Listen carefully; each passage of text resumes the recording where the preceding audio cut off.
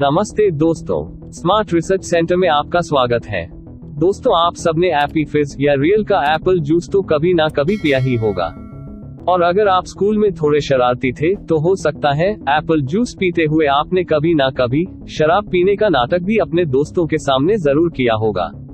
क्योंकि दोस्तों, Apple juice का टेस्ट मार्केट में मिलने वाले सभी तरह के ड्रिंक्स से काफी अलग होता है और इसे पसंद करने वालों की संख्या तेजी से बढ़ती जा रही है।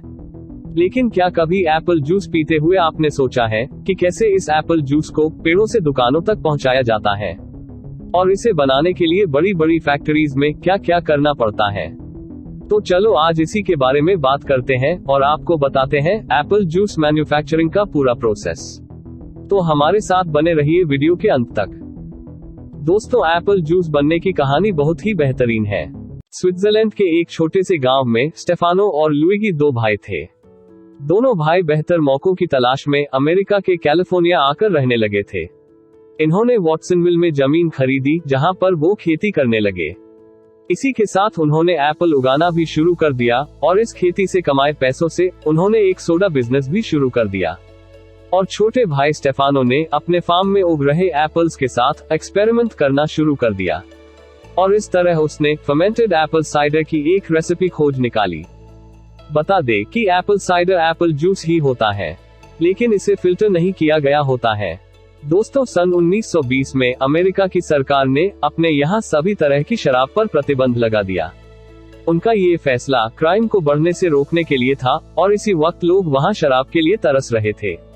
और तब दोनों भाइयों ने अलग प्लांट लगाकर एप्पल साइडर बनाने का काम तेजी से बढ़ा दिया।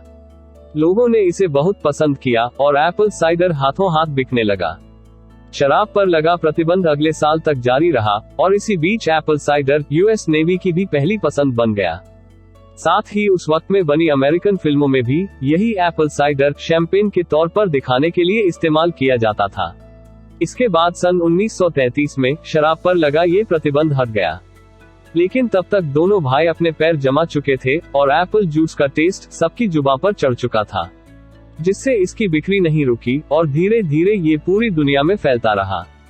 बाद में इसमें पास्चराइजेशन की प्रोसेस से और सुधार लाए गए।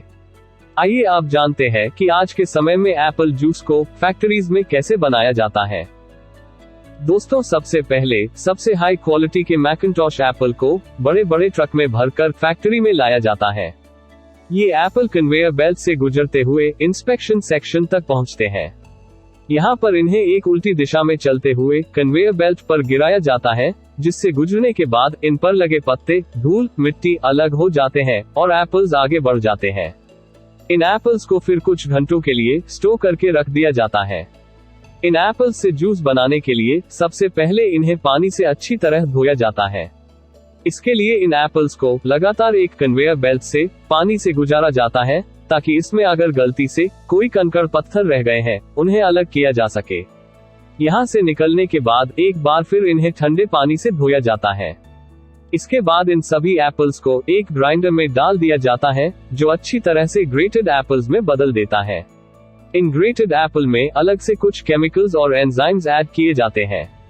ये एंजाइम्स इन ग्रेटेड एप्पल्स को सेल्यूलर लेवल में तोड़ देते हैं, जिसके बाद इनसे जूस निकालने में ज्यादा मदद मिलती है।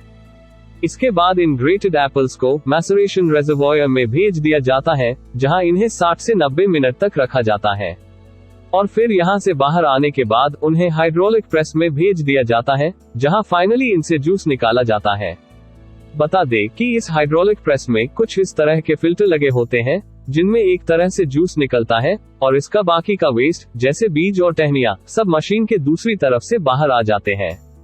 यहाँ पर जूस की क्वालिटी टेस्ट करने के लिए जूस का सैंपल लिया जाता है और जैसे ही यहाँ से क्लीन चिट मिल जाती है, इसे आगे भेज दिया जाता है।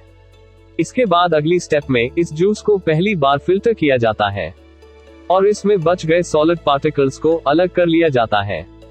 यहाँ से फिल्टर होने के बाद इस जूस को पास्चराइजेशन के लिए आगे भेज दिया जाता है, जहाँ पर इस जूस को 22 डिग्री सेल्सियस के टेम्परेचर से 88 डिग्री सेल्सियस तक ले जाया जाता है और फिर ठंडा करके वापस 50 डिग्री सेल्सियस तक लाया जाता है।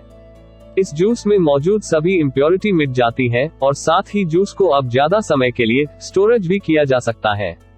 दोस्तों इसके बाद इसे दूसरे फिल्ट्रेशन प्रोसेस के लिए तैयार किया जाता है।